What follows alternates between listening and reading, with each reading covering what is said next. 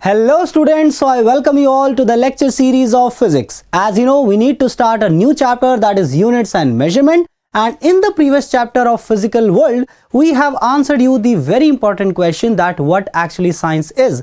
And we have also learned about the very basic fundamental forces in physics. So what we have analyzed that science is actually a curious observation and the careful experimentation. But we would appreciate the scientific observation only and only when we are able to put all the data in a precise and a quantitative manner.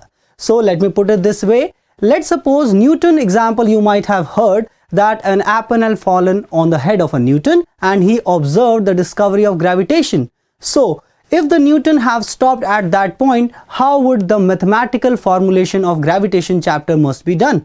So the Newton was the one who did not observe the natural phenomena, also formulated it in the mathematical model and gave us the Newton's law of gravitation. And that Newton's law of gravitation enables us to understand the force which is acting between the apple and the earth, and also to all other natural phenomena like the force acting on the moon towards the earth and the force acting on the earth towards the sun. So basically, for every natural phenomena, there is a requirement of a mathematical model and some quantitative analysis must be done in order to apply the same phenomena information to the different set of information. I hope this idea is very clear to you. So in general, whenever you are observing a natural phenomena, it needs to be quantified. And anything that needs to be quantified, you must understand the importance of this chapter, units and measurement. Now, let's suppose I take a physical quantity. So you might be asking what this physical quantity is. So physical quantity is a quantity that can be measured or that can be quantified. Let's suppose you are measuring the length of the object. So length is a physical quantity because you can measure the length of an object. Similarly, the different physical quantity like mass, length, time, temperature, speed, velocity, there are many physical quantities available to you. In this chapter, we are going to categorize all the physical quantities and then I will tell you what the measurement, what the unit system you are going to use and how all these things are put into a mathematical model. So let's move on with the very first topic of measurement. Now tell me what basically a measurement is. As I told you, for a physical quantity that can be measured would be called a physical quantity. So the measurement is actually a process of determining how large or how small a physical quantity is as compared to the basic reference standard. So let's suppose for an example, you have two different rods. So obviously I'm assuming that length of the two rods are different. Now what is going to happen? How you are going to say or how you are going to express this thing that the length of one rod is greater than the length of another rod? Because this literature line cannot explain it mathematically. You need how much time the length of one rod is related to the length of another rod. So for any measurement, this reference standard we always require. So this reference standard is called a unit of a particular physical quantity. Now for example, you might have seen a transparent glass scale that you are using in your classrooms. So that scale has the markings of centimeters. So let's suppose if you have a rod of 7 centimeter, how would you say that it is 7 times of 1 centimeter? Because you have defined a standard that this much length or some particular length is labeled as 1 centimeter and the length of the rod is 7 times of this reference standard. So this 1 centimeter in this case is called a reference standard or a unit for that particular physical quantity. I hope the measurement part is very clear to you. Now, what is a unit now? You have written it to be 7 centimeter. You can also write it to be 7 millimeter. You can also write it to be 7 meter or 7 kilometer. So what this unit actually is?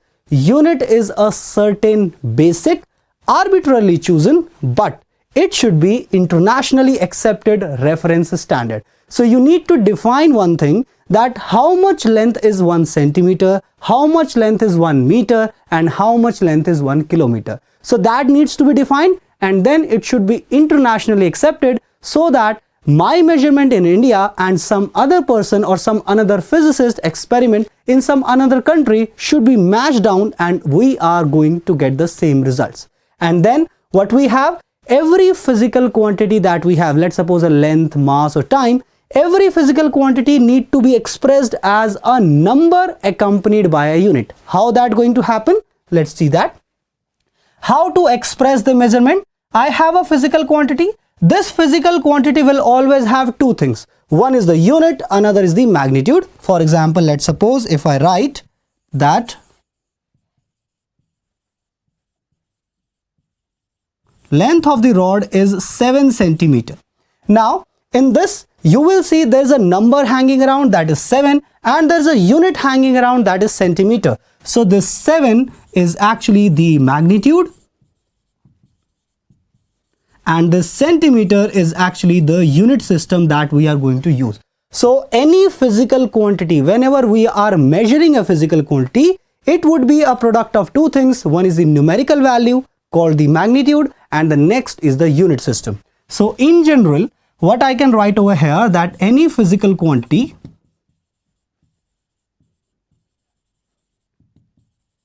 is actually a product of two things, where n is the magnitude and u is the unit. I hope this is very clear to you. So that's how every physical quantity need to be defined. So let's move ahead. What do we have?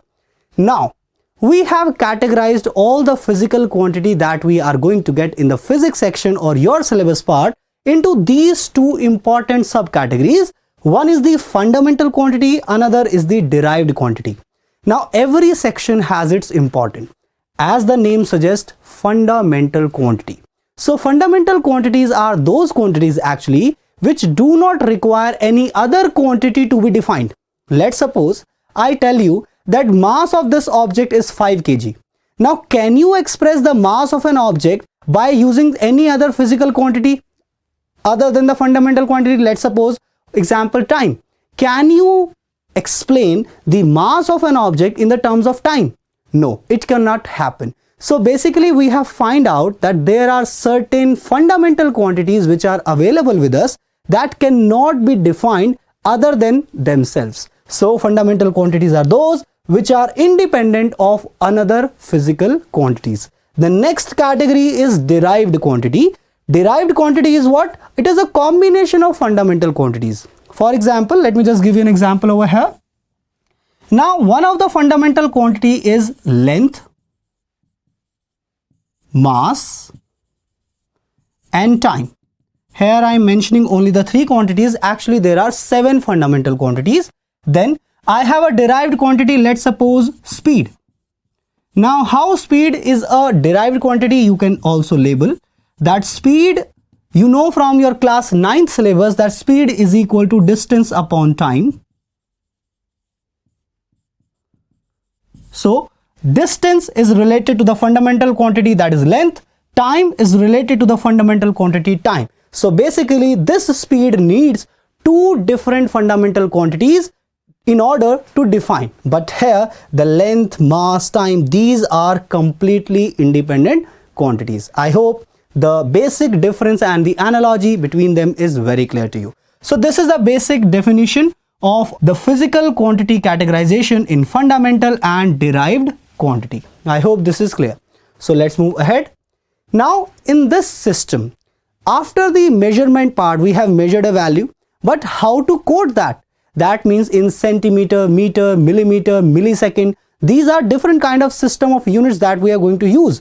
So whenever all the base quantity or the fundamental quantities and the derived quantities are kept in a single bundle, that is called system of units. So here complete set of fundamental and derived units is called system of units. Here from history we are going to use different type of system units, and some commonly used system of units here I have taken CGS system, MKS system and FPS system.